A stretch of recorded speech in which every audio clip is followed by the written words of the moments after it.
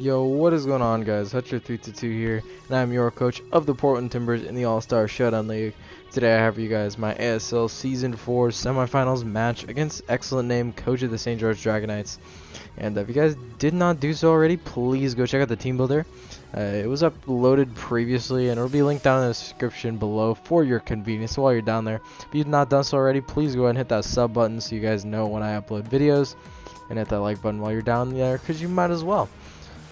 So basically the team builder is going to talk about his team, my team, all that good stuff. So I'll give you 3 seconds. 1, 2, 3. So I'm going to run through my team really quickly before we hop into this match. So I have a Megalopony with return, dual fighting stabs, 2 fighting stabs with drain punch and high jump kick and the nice punch. We have a physically defensive Rendo Berry, Slow King, Scald, Ice Beam, Flamethrower, and Recover. Or not recover, slack off, essentially the same thing. And then we have a mixed defensive Ferrothorn, primarily specially defensive with Akaberry, Rocking, Gyro Ball, Stealth Rock, Leech Seed, and HP Fire. And then we have a physically defensive Pilo Swine with Earthquake, Icicle Crash, Ice Shard, and Superpower. And then we have a Choice Scarf, a Lowlander Trio with Earthquake, Iron Head, Stone Edge, and HP Fire. And then we have Thunderous Therian, which is Choice Scarfed, and is Thunderbolt, Sludge Wave, Grass Knot, and U-Turn. So, if you guys saw it in the team builder, you guys got to see a more in-depth thing, or more in-depth analysis of my team. But as we're looking at, he brought his top 6, so that means all offense. And it looks to me he's going to try and spike stack and just pivot around with Coco. Get into his big threats like Kartana, like Hawlucha, and yeah.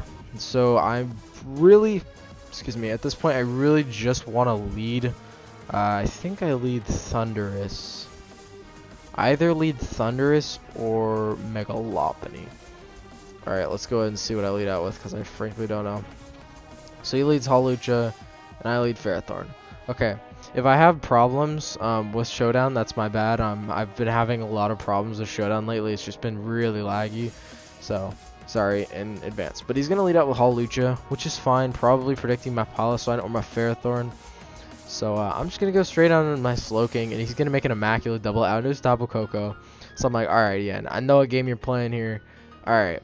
So, I'm going to make a swap back. I'm going to go out to my Thunders. Like, there we go. That's a problem. So he's going to crit me with a Dazzling Gleam. This does show me that he is, that's Choice Scarf damage, so Choice Scarf is still in the realm of possibility. He's not Life Orb, obviously, and he could also be Magnet. So, interesting stuff there. I get the intel, but now my Thunderous is essentially useless if he gets up rocks, because I only get 1 swap-in, and I need swap-ins with my Thunderous for it to be effective. So that's really unfortunate, because if he doesn't crit me, I'm still chilling at like 65% right now, and I have a couple swap-ins. I could take Ice Shard from Mamo if he's not a non-boosting item, but that effectiveness is really going to fall. So I'm going to double out because I think he's potentially Choice Scarfed. But he's going to go ahead and Mamoswine now, which that essentially tells me, okay, he's not Choice Scarfed. Otherwise, he would have stayed in and likely degleamed. He has no reason not to, because you can see it does 63.5, and I was sitting at basically half of that. Well, actually, no, he should have swapped out. No, he would have stayed in. Either way, we're here. Ferrothorn, Mamoswine. And I'm just going to go for the Stealth Rocks, I think. Either Stealth Rock or Leech Seed. Okay, I go for the Leech Seed because I figured if he goes Kartana anyways, fine, I could just click HP Fire. I have no problem doing that. So I'm going to get the Leech Seed off. He's going to go on to Hawlucha. As I go for the Stealth Rock. I wanted so badly to double Leech Seed here, but if he stays in and goes for Superpower, kind of puts me on the back foot. So I figured let's just get up some Stealth Rocks. It's going to pressure the Coco every time it comes in. It's going to pressure the Frostlass, pressure the Dragonite. I felt it was just a good play. He's going to go out in the Hawlucha. And I'm just going to stay in here because I figured the worst he can do to me is he clicks High Jump Kick, right? And High Jump Kick is not going to kill me, and I don't want this thing to set up for free. This is my Thunderous is weak. I have really no way of revenging it easily. So I just go for the Gyro Ball. We get good damage off. This shows me that he is a little bit bulky. I'm pretty sure it showed he was a little bulky. So I'm just going to go ahead and sack off my Thunderous. Because like I said, it doesn't really take as many, or it doesn't come in as many times as I'd like it to. Then I'm just going to go out to my Megalopony. Since I know he's not boosted, he has swapped up his moves. I can just go for a nice return here. There's no reason not to. He's going to go out and do his Tapu Koko, and he's going to show up the Shalon Berry. So we're going to do 32%. I calc. Another return does kill him, so we're going to get rid of the Tapu Koko.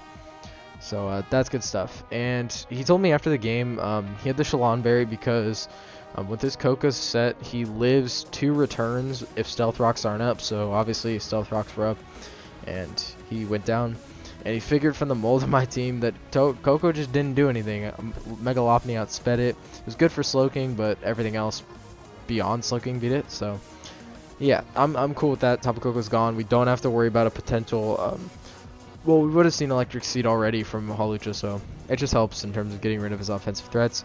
He's gonna go out into Kartana. This is screaming to be scarfed. So I'm gonna go to my Slowking. I figure if he hits me up. I figured that was a really no drawback play because if he hits me with the Leaf Blade anyways, I get to go to my Ferrothorn and click a pretty free Leech Seed. So I just go into my Slowking, and yeah, that looks to be Choice Scarf damage. So he's going to go out into his Frostlass. I believe I go for the, yeah, I go for the Flamethrower here. And we're going to do some good damage, and I'm just going to go into my Megalopony predicting the Shadow Ball. That makes the most sense. So we are immune to that, obviously. I was pretty torn making that play, not gonna lie, because he could have so easily just clicked Spikes to get him up. And it was honestly a 50-50 play, because if he clicks Spikes, then he gets Spikes up and it's harder for my team to swap in. Like, if he Spikes, my play is to stay in with Slowking. If he clicks Shadow Ball, my play is to go Lopunny. So I ultimately made the right play, which is nice, and I can just get rid of this Frostlass. It dies to entry hazards, so he has no reason not to swap it off. I'm gonna get the nice Drain Punch off, just to get some health back, you know. So we're up 5-4 right now, not a terrible situation. He's going to go out into Kartana again, and I'm going to go to my Ferrothorn this time, just trying not to be predictable. And he's going to go for the Sacred Sword again, which I'm like, okay, that's fine. The Tapu Koko's gone, so if he wants to kill me, that's fine. He's going to go out into the Mamoswine, as I pulled a swap into Slowking because I knew that he was locked into Sacred Sword, so it was a free swap into my Slowking. So I just, yeah, no reason not to. So he's gonna get a nice Earthquake off with Mamo, and we're gonna get a Scald off. Unfortunately, no burn, but he's gonna pop the Eye of Papa Berry.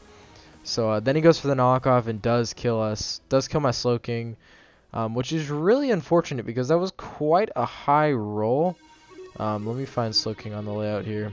That was a pretty high roll. It was like 42 to 51, something like that was the roll. So he got a pretty high roll, which sucks because otherwise my Slowking would have, I think it would have potentially taken it down. Yeah, it actually would have taken down the Mamoswine, and then I would have had my Slowking still around and I could regen around with it. But it's fine. It's honestly okay because this just gives me a swap back into Cinnabunny, and we get to claim a kill right here, right now. He's gonna go out into his Dragonite. See, getting up those Stealth Rocks were so helpful because we're gonna get the Drain Punch off, and instead of going for the Ice Punch, I can actually go for a return here. He does get off at an extreme speed. I don't really mind. I'm gonna get rid of his Dragonite, which is a big threat. We're at 4-3.